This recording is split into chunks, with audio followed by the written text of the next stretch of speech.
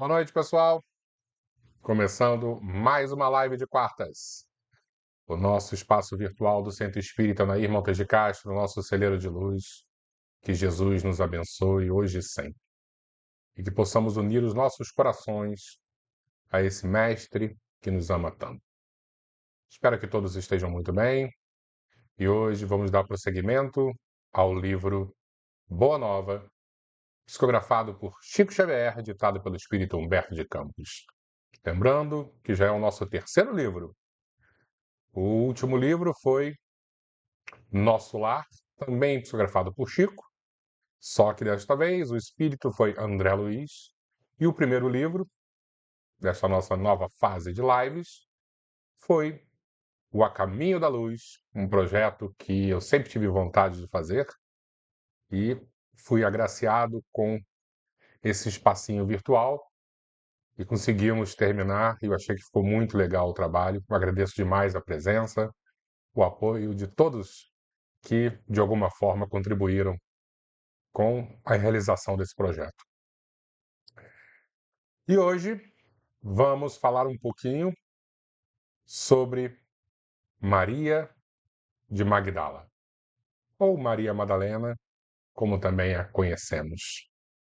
Um capítulo realmente que mexeu com o meu coração. Eu fiquei muito, muito, muito feliz.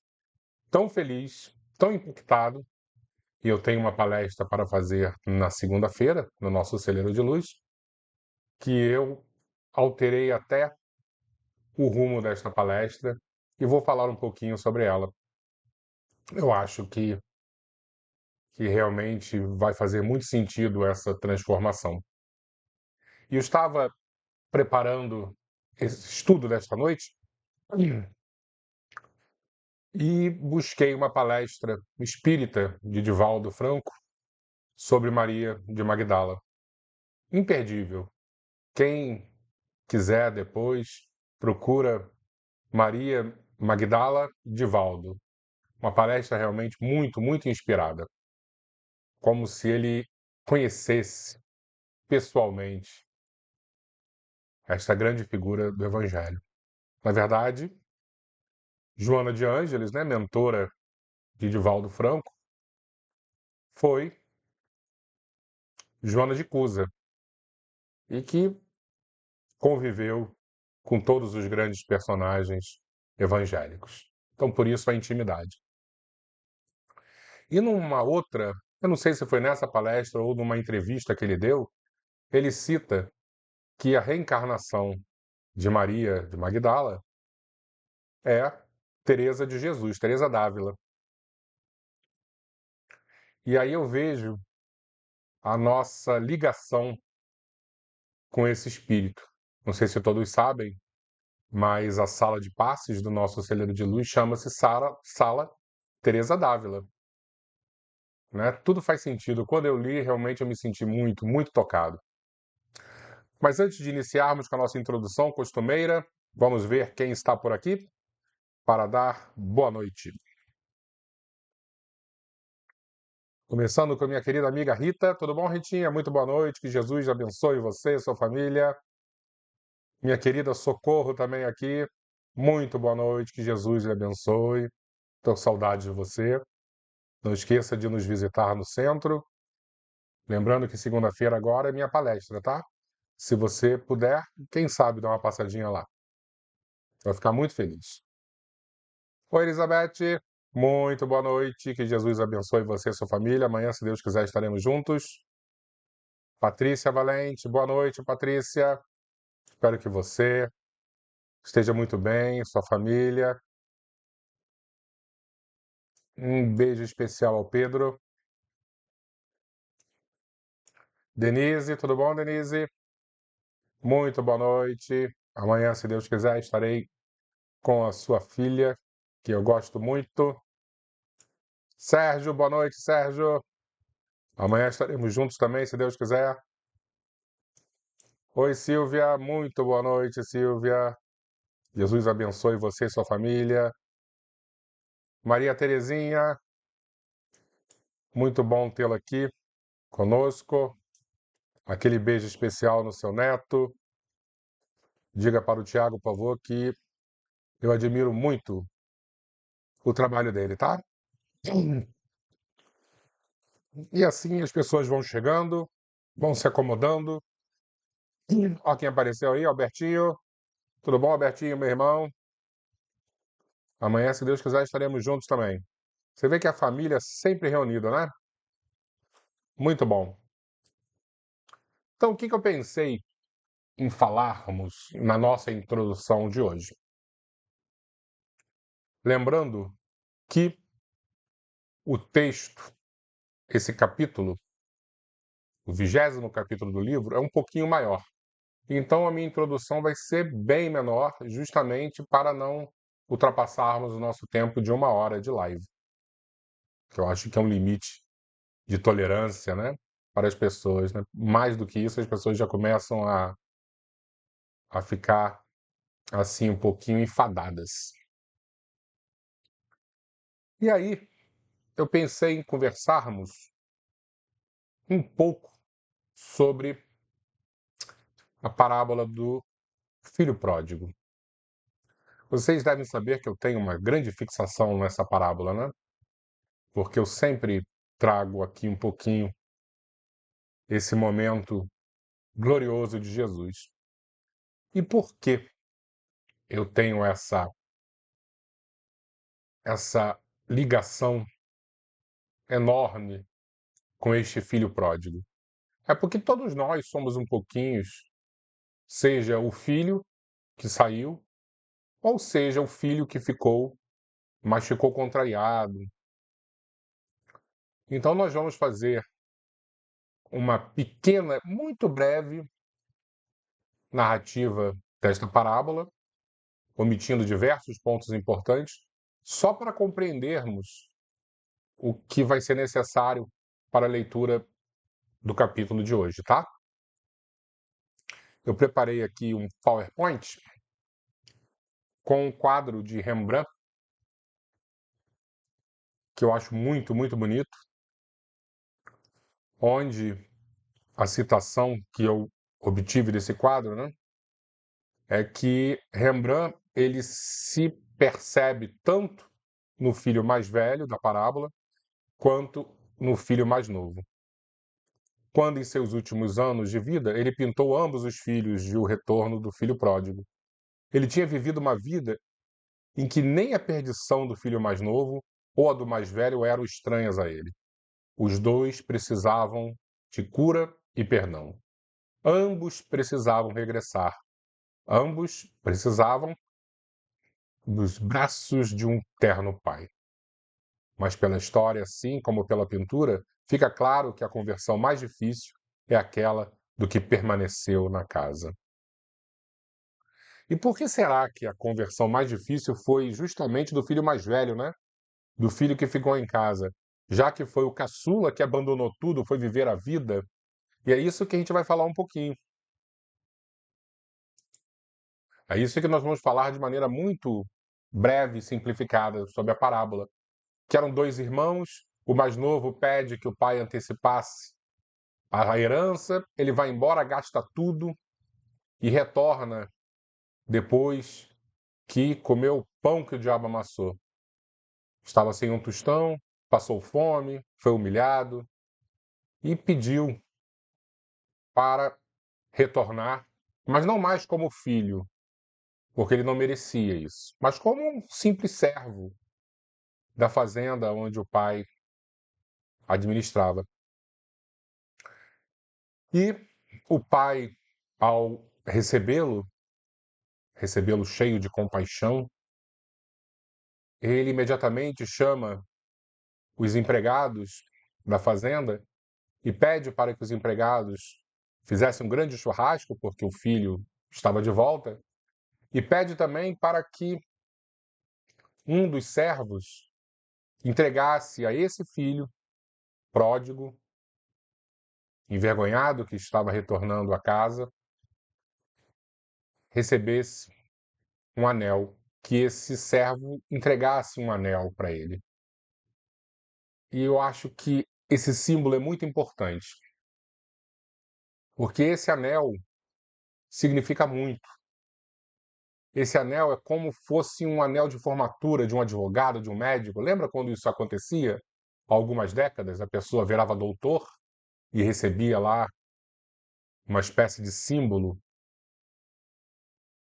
Então, quando o filho retorna, esse símbolo é passado ao filho e ele vira o administrador da fazenda. Essa simbologia foi utilizada também 2000 anos antes da parábola ser contada com José no Egito. José, essa figura do Antigo Testamento, ele acabou sendo vendido como escravo, foi parar no Egito e o faraó, descobrindo a inteligência superior de José, acaba dando a ele um cargo de uma espécie de primeiro-ministro do Egito, né? E o símbolo nessa história, quando José vira essa figura tão importante do Egito, ele recebe também um anel. Então eu fico imaginando Jesus contando essa parábola e deixando muito claro que o filho que tinha feito barbaridades retornava como o gestor da fazenda, o administrador da fazenda, um novo administrador. E o filho mais velho, aquele que estivera com ele durante todos os anos no trabalho, virava o segundo lugar agora. Realmente as pessoas não entenderam isso, né? Mas é importante a gente perceber alguns detalhes, e eu vou trazer esses detalhes aqui no nosso próximo slide.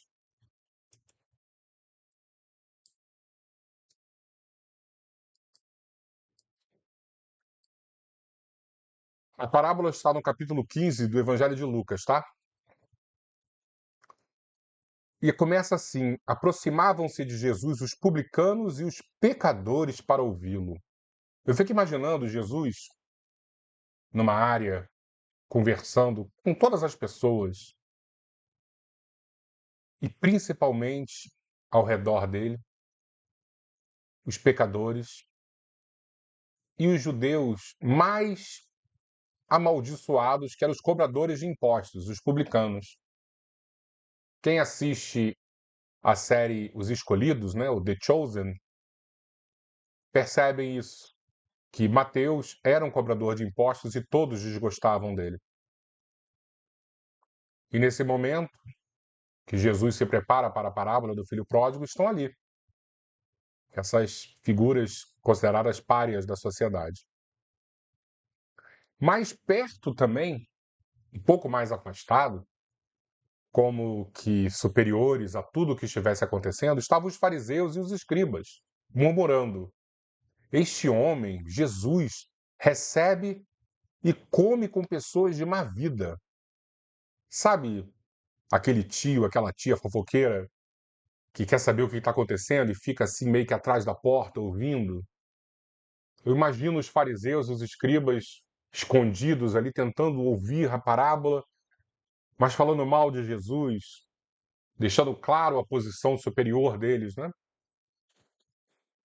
E muito próximos de Jesus, os pecadores e os publicanos.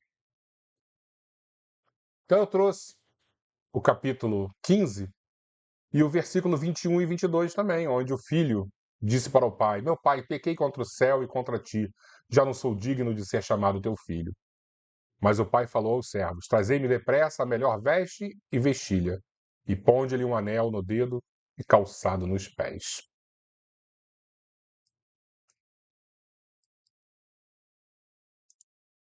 E aí a gente precisa entender que nós temos dois personagens principais na parábola, além, claro, do pai, que é Deus, que é o filho mais velho e o filho mais novo, mas também dois personagens que estão ali ouvindo a parábola, que são os religiosos,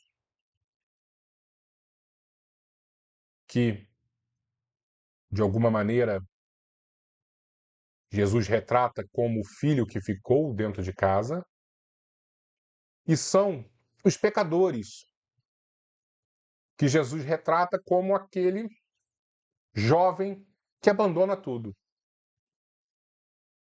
Mas quando o pecador retorna, ele retorna com tanto arrependimento e tão maltratado pela vida que imediatamente Jesus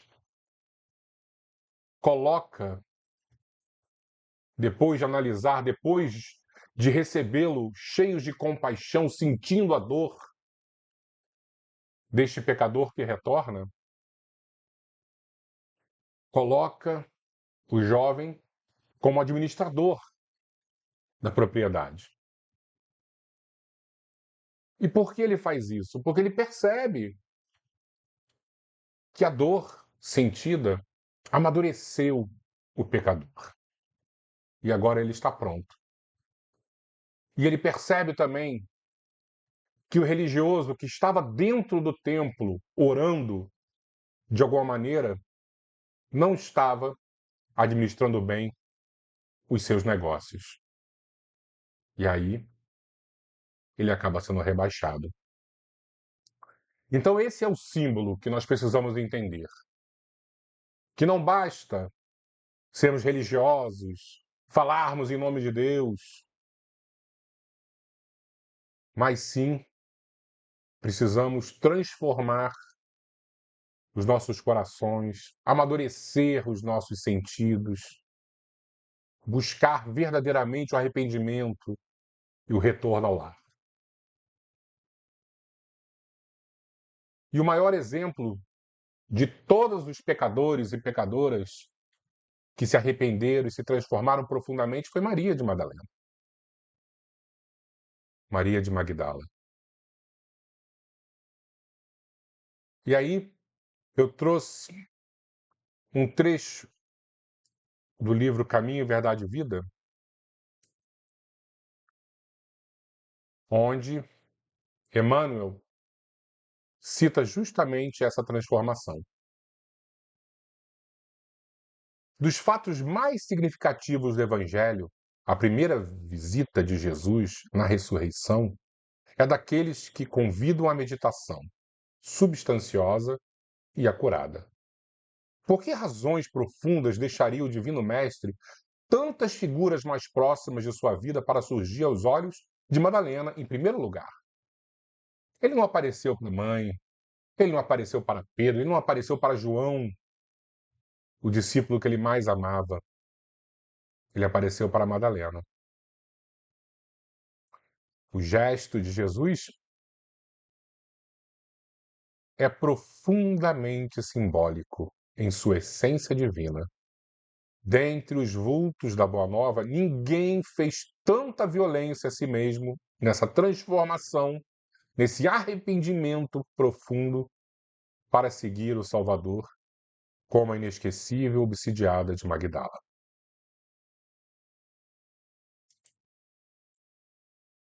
Conforme prometido, eu falei que a nossa introdução seria muito breve, porque o texto é um pouquinho mais longo. Mas eu acho que aprendemos muito, seja com as palavras de Jesus na parábola, seja com a explicação de Emmanuel nesse livro maravilhoso que é Caminho, Verdade e Vida. Vamos lá ler o livro então. Maria de Magdala. Maria de Magdala ouvira as pregações do Evangelho do Reino, não longe da vila principesca onde vivia entregue a prazeres, em companhia de patrícios romanos, e tornara-se de admiração profunda pelo Messias. Que novo amor era aquele apregoado aos pescadores singelos por lábios tão divinos? Que novo amor! O amor que ela conhecia era um amor totalmente mundano. E, de repente, ela é tocada por um novo amor. Até ali, caminhara ela sobre as rosas rubras do desejo, embriagando-se com o vinho de condenáveis alegrias. No entanto, seu coração estava sequioso e em desalento. Jovem e formosa, emancipara-se dos preconceitos férreos de sua raça. Sua beleza lhe escravizara aos caprichos de mulher os mais ardentes admiradores, mas seu espírito tinha fome de amor. O profeta Nazareno havia plantado em sua alma novos pensamentos. A parábola do semeador cairia muito bem aqui, né? Quantos corações áridos receberam também a mesma semente que Jesus jogou, mas não foram capazes de fazê-la germinar. Mas Maria acolheu da melhor maneira possível.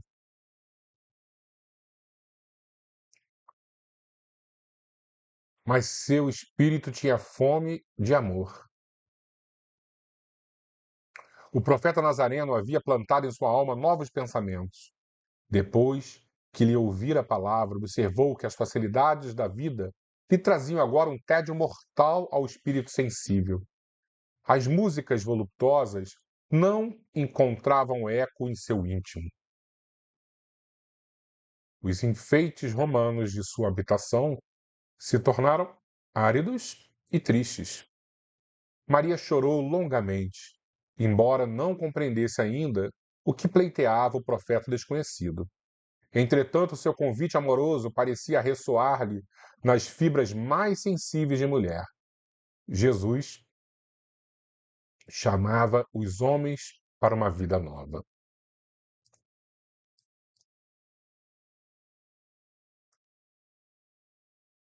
Decorrida uma noite de grandes meditações e antes do famoso banquete em Naim, onde ela ungiria publicamente os pés de Jesus com os bálsamos perfumados de seu afeto, notou-se que uma barca tranquila conduzia a pecadora a Cafarnaum. Dispusera-se a procurar o Messias, após muitas hesitações. Como a receberia o Senhor? Na residência de seus conterrâneos nunca lhe haviam perdoado o abandono do lar e a vida de aventuras. Para todos, era a mulher perdida que teria de encontrar a lapidação na praça pública, a morte na praça pública. Sua consciência, porém, lhe pedia Jesus, desculpa. Jesus tratava a multidão com especial carinho. Jamais lhe observara qualquer expressão de desprezo para com as numerosas mulheres de vida equívoca que o cercavam.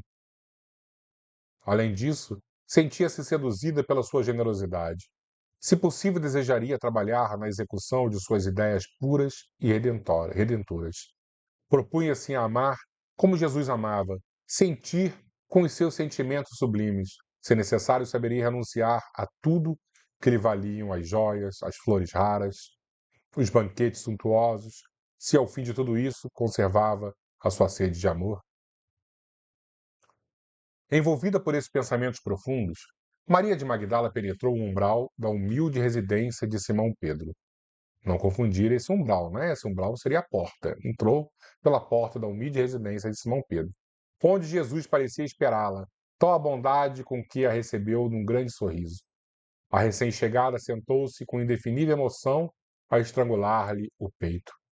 Vencendo, porém, as suas mais fortes impressões, assim falou em voz súplice, feitas as primeiras saudações. Senhor, ouvi a vossa palavra consoladora e venho ao vosso encontro.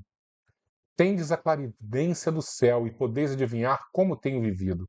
Sou uma filha do pecado.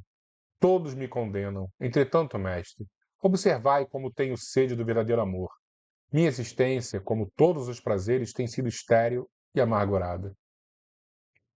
As primeiras lágrimas lhe borbulharam os olhos, enquanto Jesus a contemplava com bondade infinita. Ela, porém, continuou. Ouvi o vosso amoroso convite ao Evangelho. Desejava ser das vossas ovelhas. Mas será que Deus me aceitaria? O profeta Nazareno fitou-a enternecido, sondando as profundezas do seu pensamento e respondeu bondoso. Maria, levanta os olhos para o céu e regozija-te no caminho, porque escutaste a boa nova do reino e Deus te abençoa as alegrias. Acaso poderias pensar que alguém no mundo estivesse condenado ao pecado eterno? Onde então o amor de nosso Pai? Nunca viste a primavera dar flores sobre uma casa em ruínas? As ruínas são as criaturas humanas. porém as flores são as esperanças em Deus. Sobre todas as falências e desventuras próprias do homem, as bênçãos paternais de Deus descem e chamam. Sentes hoje esse novo sol a iluminar-te, o destino. Caminha agora sob a sua luz, porque o amor cobre a multidão dos pecados. Que parágrafo maravilhoso! E que dor profunda no coração de Maria. Assim como o filho pródigo retornando à casa, sem saber que o pai iria recebê-lo de volta, Maria também se achava por ter pecado muito. E quem de nós não pecou muito que o pai não a receberia? A pecadora de Magdala escutava o mestre bebendo-lhe as palavras. Homem algum havia falado assim a sua alma incompreendida. Os mais levianos lhe pervertiam as boas inclinações. Os aparentemente virtuosos, os religiosos, aqueles que ficaram em casa cuidando dos negócios do pai, a desprezavam sem piedade. Engolfada em pensamentos confortadores e ouvindo as referências de Jesus ao amor, Maria acentuou levemente: No entanto, Senhor, tenho amado e tenho sede de amor. Sim, redarguiu Jesus, tua sede é real. O mundo viciou todas as fontes de redenção e é imprescindível compreenda que em suas sendas de virtude tem de marchar por uma porta muito estreita. A porta estreita que Jesus sempre cita. Geralmente um homem deseja ser bom como os outros, ou honesto como os demais, esquecendo que o caminho onde todos passam é de fácil acesso e de marcha sem edificações. Porta larga. A virtude no mundo foi transformada na porta larga de conveniência própria. Há os que amam, os que lhes pertencem ao círculo pessoal, os que são sinceros com os seus amigos, os que defendem seus familiares, os que adoram os deuses do favor. O que verdadeiramente ama, porém, conhece a renúncia suprema a todos os bens do mundo e vive feliz na sua senda de trabalhos para o difícil acesso às luzes da redenção. O amor sincero não exige satisfações passageiras, que se extinguem no mundo com a primeira ilusão. Trabalha sempre, sem amargura e sem ambição, com os júbilos do sacrifício. Só o amor que renuncia sabe caminhar para a vida suprema. Isso é muito forte. Só o amor que renuncia. Maria o escutava embevecida, ansiosa por compreender inteiramente aqueles ensinos novos, e interrogou atenciosamente. Só o amor pelo sacrifício poderá saciar a sede do coração? Jesus teve um gesto afirmativo e continuou. Somente o sacrifício contém o divino mistério da vida. Viver bem é saber imolar-se. Acreditas que o mundo pudesse manter o equilíbrio próprio tão só com os caprichos antagônicos e por vezes criminosos dos que se elevam à galeria dos triunfadores? Toda a luz humana vem do coração, experiente e brando dos que foram sacrificados. Um guerreiro coberto de louros ergue os seus gritos de vitória sobre os cadáveres que juncam o chão, mas apenas os que tombaram fazem bastante silêncio para que se ouça no mundo a mensagem de Deus. O primeiro pode fazer a experiência para um dia. Os segundos constroem a estrada definitiva na eternidade. Que texto maravilhoso! Na tua condição de mulher, já pensaste no que seria o mundo sem as mães exterminadas no silêncio e no sacrifício? O que seria o mundo sem as mães? O sofrimento das mães? Acordar de 3 em 3 horas, amamentar de madrugada, morrendo de sono. Não são elas as cultivadoras do jardim da vida, onde os homens travam a batalha? Muitas vezes o campo enflorescido se cobre de lama e sangue. Entretanto, na sua tarefa silenciosa, Os corações maternais não desesperam e reedificam o jardim da vida, imitando a providência divina, que espalha sobre um cemitério os lírios perfumados de seu amor. Maria de Magdala, ouvindo aquelas advertências, começou a chorar, a sentir no íntimo o deserto da mulher sem filhos. Por fim exclamou: Desgraçada de mim, Senhor, que não poderei ser mãe. Então, atraindo-a brandamente a si, o mestre acrescentou: E qual das mães será maior aos olhos de Deus? A que se devotou somente aos filhos de sua carne, ou a que se consagrou pelo Espírito aos filhos das outras mães? Aquela interrogação pareceu despertá-la para as meditações mais profundas. Maria sentiu-se amparada por uma energia interior diferente, que até então o desconhecera. A palavra de Jesus lhe honrava o espírito, convidava a ser mãe de seus irmãos em humanidade, aquinhoando-os com os bens supremos das mais elevadas virtudes da vida. Experimentando radiosa felicidade em seu mundo íntimo, contemplou o Messias com os olhos nevoados de lágrimas, e no êxtase de sua imensa alegria murmurou comovidamente: Senhor, doravante renunciarei a todos os prazeres transitórios do mundo, para adquirir o amor celestial que me ensinais. Acolherei como filhas as minhas irmãs no sofrimento. Procurarei os infortunados para aliviar-lhe as feridas do coração. Estarei com os aleijados e leprosos. Que transformação, hein? Nesse instante, Simão Pedro passou pelo aposento, demandando o interior, e a observou com certa estranheza. A convertida de Magdala lhe sentiu o olhar glacial, quase denotando desprezo, e já receosa de um dia perder a convivência do mestre, perguntou com interesse: Senhor, quando partires desse mundo, como ficaremos? Jesus compreendeu o motivo e o alcance de sua palavra e esclareceu: Certamente que partirei, mas estaremos eternamente reunidos em espírito.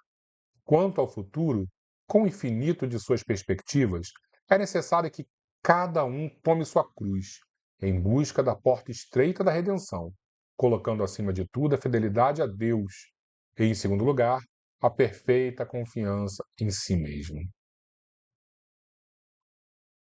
Observando que Maria, ainda presa pelo olhar estranho de Simão Pedro, se preparava a regressar, o mestre lhe sorriu com bondade e disse: Vai, Maria, sacrifica-te e ama sempre. Longo é o caminho, difícil a jornada, estreita a porta, mas a fé remove os obstáculos. Nada temas, é preciso crer somente. Mais tarde, depois de sua gloriosa visão do Cristo ressuscitado, Maria de Magdala voltou de Jerusalém para a Galiléia, seguindo os passos dos companheiros queridos. A mensagem da ressurreição espalhara uma alegria infinita. Após algum tempo, quando os apóstolos e seguidores do Messias procuravam reviver o passado junto ao Tiberíades, os discípulos diretos do Senhor abandonaram a região, a serviço da Boa Nova. Ao disporem-se os dois últimos companheiros a partirem em definitivo para Jerusalém, Maria de Magdala, temendo a solidão da saudade, rogou fervorosamente que permitisse acompanhá-los à cidade dos profetas. Ambos, no entanto, se negaram a anuir aos seus desejos. Temiam-lhe o pretérito de pecadora. Não confiavam em seu coração de mulher. Maria compreendeu, mas lembrou-se do Mestre e resignou-se. Quantas humilhações, mesmo depois da sua conversão, Maria necessitou passar. Humilde e sozinha, resistiu a todas as propostas condenáveis que a solicitavam para uma nova queda de sentimentos. Sem recursos para viver, trabalhou pela própria manutenção em Magdala e Dalmanuta. Foi forte nas horas mais ásperas, alegre nos sofrimentos mais escabrosos, fiel a Deus nos instantes escuros e pungentes. De vez em quando, ia às sinagogas, desejosa de cultivar a lição de Jesus, mas as aldeias da Galiléia estavam novamente subjugadas pela intransigência do judaísmo.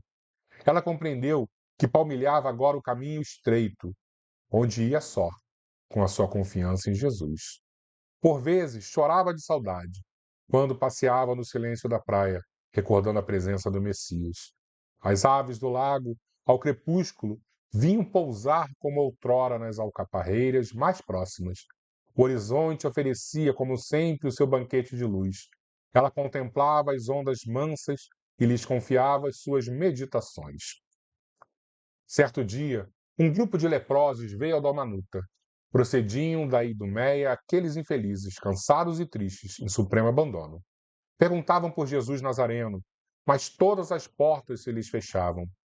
Maria foi ter com eles e, sentindo-se isolada, com amplo direito de empregar a sua liberdade, reuniu-os sob as árvores da praia e lhes transmitiu as palavras de Jesus, enchendo-lhes os corações das claridades do Evangelho. As autoridades locais, entretanto, ordenaram a expulsão imediata dos enfermos.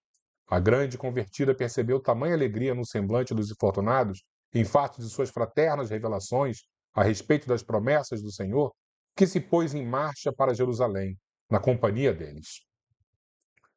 Todo o grupo passou a noite ao relento, mas sentia-se que os júbilos do reino de Deus agora os dominavam. Todos se interessavam pelas descrições de Maria, devoravam-se-lhes as exortações, contagiados de sua alegria e de sua fé. Chegados à cidade, foram conduzidos ao Vale dos Leprosos, que ficava distante, onde Madalena penetrou com espontaneidade de coração. Seu espírito recordava as lições do Messias e uma coragem indefinível se assenhoreava de sua alma. Dali em diante, todas as tardes, a mensageira do Evangelho reunia a turma de seus novos amigos e lhes dizia o ensinamento de Jesus. Rostos ulcerados enchiam-se de alegria. Olhos sombrios e tristes tocavam-se de nova luz.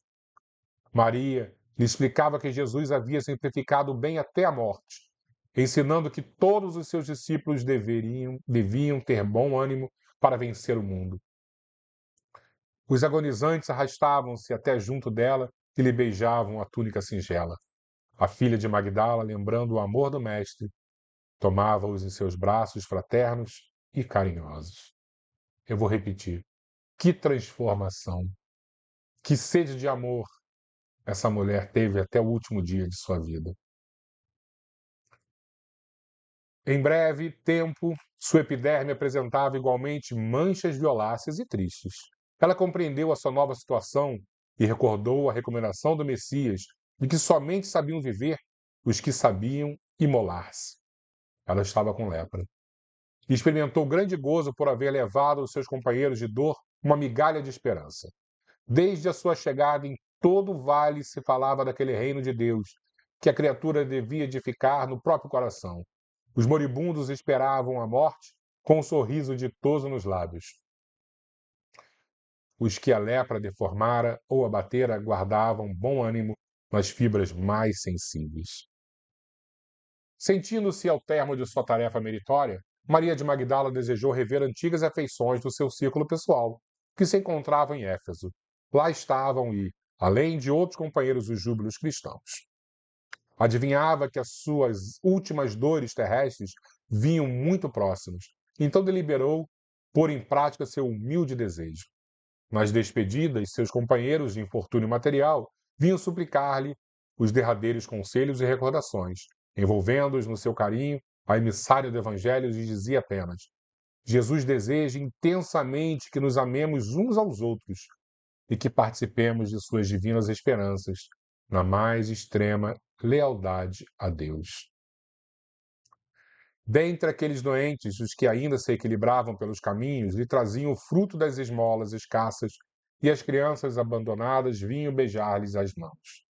Na fortaleza de sua fé, a ex-pecadora abandonou o vale, através das estradas ásperas, afastando-se das misérrimas choupanas. A peregrinação foi difícil e angustiosa.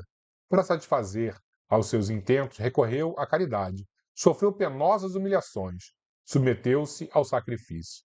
Observando as feridas pustulentas que substituíam a sua antiga beleza, alegrava-se em reconhecer que seu espírito não tinha motivos para lamentações. Jesus a esperava e sua alma era fiel. Realizada sua aspiração, por entre dificuldades infinitas, Maria achou-se um dia às portas da cidade. Mas invencível batimento lhe dominava os centros de força física. No justo momento de suas efusões afetuosas, Quando o casario de Éfeso se lhe desdobrava à vista, seu corpo ao quebrado negou-se a caminhar. Modesta família de cristãos do subúrbio recolheu-a a uma tenda humilde, caridosamente. Madalena pôde ainda rever amizades bem caras, consoante seus desejos. Entretanto, por largos dias de padecimentos, debateu-se entre a vida e a morte. Uma noite. Opa, eu acho que caiu aqui.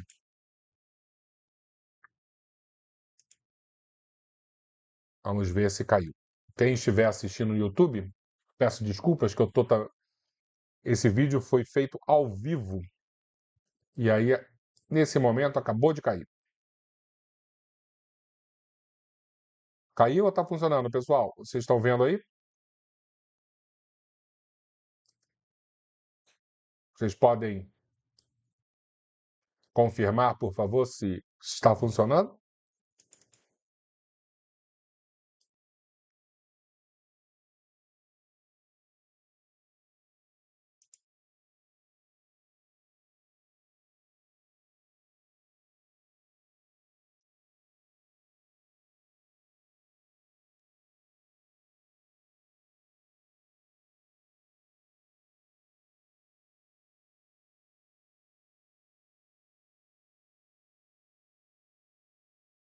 Eu acho que nós estamos fora.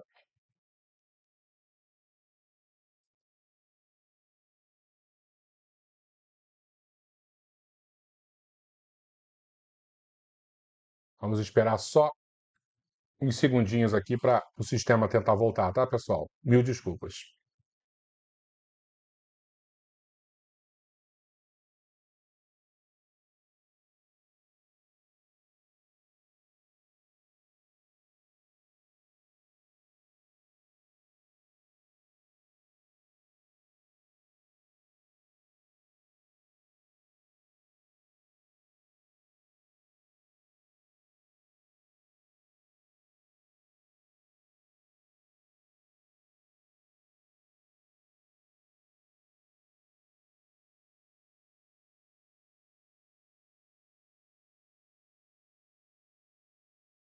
Voltamos?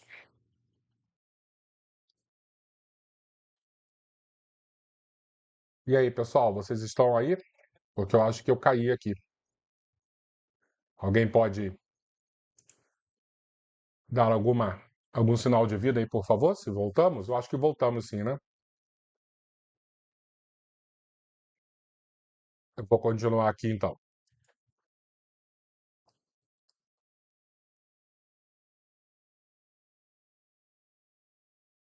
Uma noite, atingira o auge as profundas dores que sentia.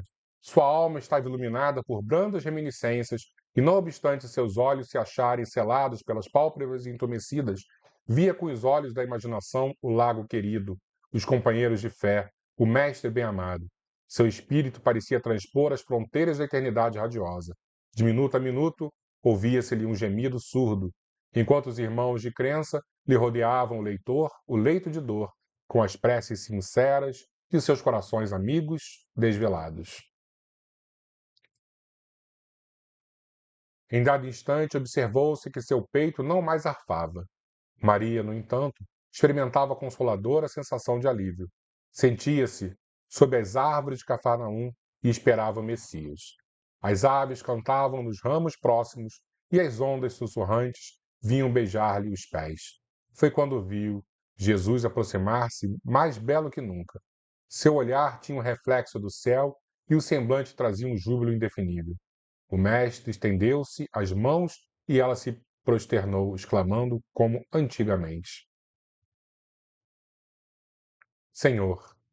Jesus recolheu-a brandamente nos braços e murmurou: Maria, já passaste a porta estreita, amaste muito. Vem, eu espero aqui.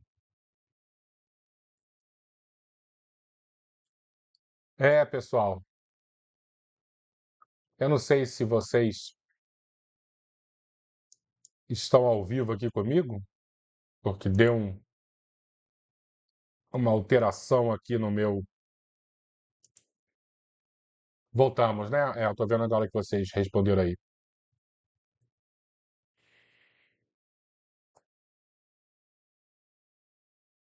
Eu não sei se vocês acompanharam o finalzinho, mas quem puder, depois busca esse texto na internet, quem tiver o livro, releia, porque realmente é uma passagem muito inspiradora. Porque às vezes olhamos as nossas vidas e, de uma certa forma, nós temos vergonha, nós temos receio de iniciar um projeto de transformação, porque pecamos, erramos muito no passado, cada um com o seu tipo, cada um com as suas dificuldades, mas todos nós somos pecadores. E é isso que é importante, é compreender que Deus é esse ser que nos recebe sempre de portas abertas, sempre de braços abertos. E precisamos ter fidelidade a esse Pai. Precisamos acreditar muito nele. Somente isso. Isso já nos basta. Vamos fazer a nossa prece? Colocar um pouquinho de água aqui, justamente para a gente fazer a prece final e entrarmos em sintonia com os nossos queridos amigos da espiritualidade. Vamos lá. Vamos lembrar de Jesus, nosso querido amigo, que há 2000 anos aqui na Terra esteve, transformando os corações, tocando as almas mais perdidas, modificando a vibração do planeta. E hoje dedicamos a nossa oração a ela, a Maria. E lembrar de Maria de Magdala é lembrar de todas as mulheres que trabalham em nome do Senhor, que acolhem, que amam, que protegem, que lutam. Assim, vamos em pensamento, guiando os nossos espíritos, a nossa querida sala de passes, a Sala Teresa d'Ávila. E hoje vamos receber, naquele ambiente santificado, uma chuva de bênçãos. Como pétalas de rosas, as energias caem sobre nossas cabeças, tranquilizando os nossos pensamentos, limpando as nossas chagas, curando as nossas doenças, renovando as nossas boas intenções, iluminando os nossos caminhos e protegendo as nossas existências. Mestre, graças te damos, Senhor, por recebermos de ti tanto.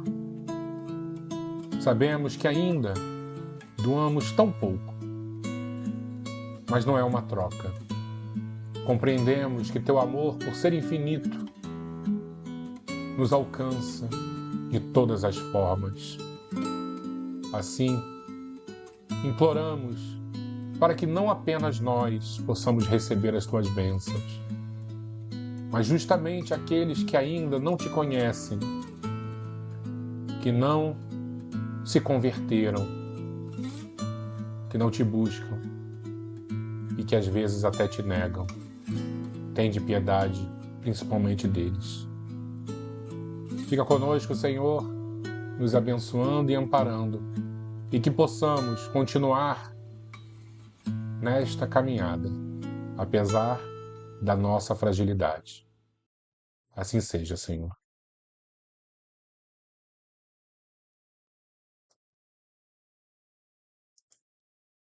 Muito obrigado, pessoal.